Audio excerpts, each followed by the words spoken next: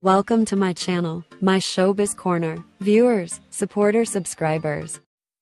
Hello 18's newest headlines sa SB19 na sa Daily Tribune live show with Sarah Geronimo. Ito nga may bagong event ang SB19 at Sarah Geronimo sa MOA, Mall of Asia ngayong January 13 to 14 sa isang kauna-unahang most thrilling game show platform. Ito ay competition kung saan samahan ng music, kung saan ang main guest ay sina Sarah Geronimo at ang SB19 sa MOA, January 13 to 14, 2024.